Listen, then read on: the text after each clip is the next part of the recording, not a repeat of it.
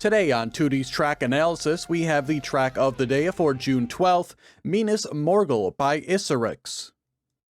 Minas Morgal is a speed tech track and it only features two surfaces, both road and sausage. There is also a single turbo boost near the start of the track. You will also only find a single finish on Minas Morgal. You can, however, find multiple soft speed checks in the track, meaning there are gaps you must cross with certain higher speeds, but lower speeds can still cross with worse landings or different jump trajectories. And there is also a GPS on Minas Morgal, and the time is not listed, however it seems to be the same as the author medal time.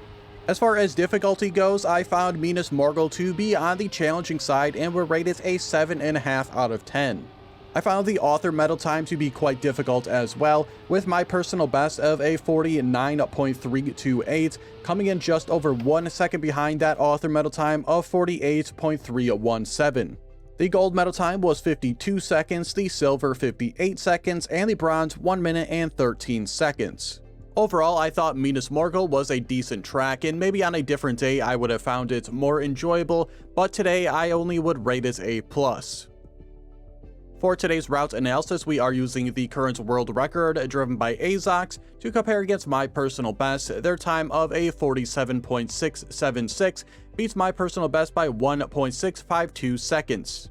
So for whatever reason, I just really could not figure out the flow of this track today. My lines and drifts were kind of all over the place, but hey, that'll give us a little bit better insights as to what I and you could possibly do better. Per usual, at the very start of the track, really just taking these corners as tightly as possible. Could have been a bit better here after the second turn. I went pretty wide here for pretty much no reason. That's going to lose me about 1/10 of a second already. Setting up for the first drift here, we both enter on the wider side, but the world record turns inside earlier than I do. So my over drifting plus that fact that I started out wider is going to send me out even wider here. And going to cause me to fall pretty far behind already. For this next drift here, you want to take the little jump we get and go a little bit wide. I'm pretty much inside the entire way, so I'm going to have to over drift again to get around that corner, and that is of course going to cause me to fall further behind. Going to completely butcher this next drift as well here. Way too much momentum going towards the inside, as well as starting my drift a little bit too early.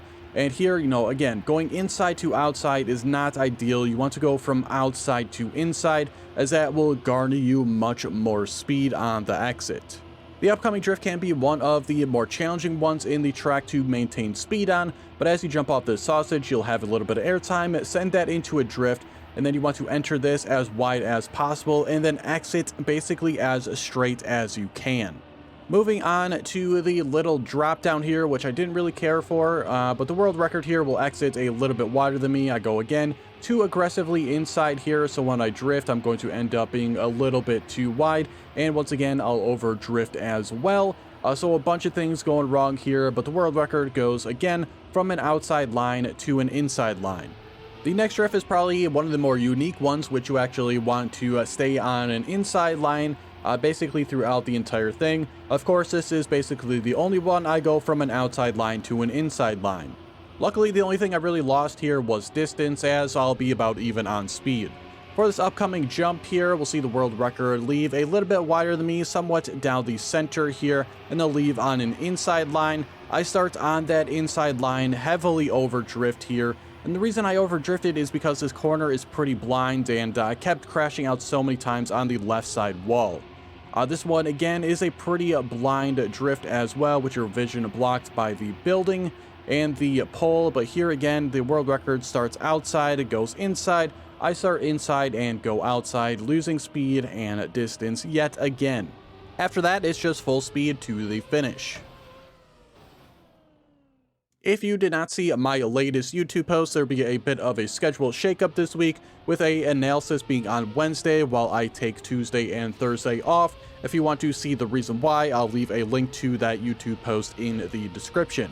But that'll do it for today's video. I hope you enjoyed. If you did, be sure to like the video and subscribe. There is a link to my Discord in the description if you are interested in that. And if you need help on any other track of the days, be sure to check out all the other track analysis videos. Thanks so much for watching, and I'll see you guys on Wednesday for the next one.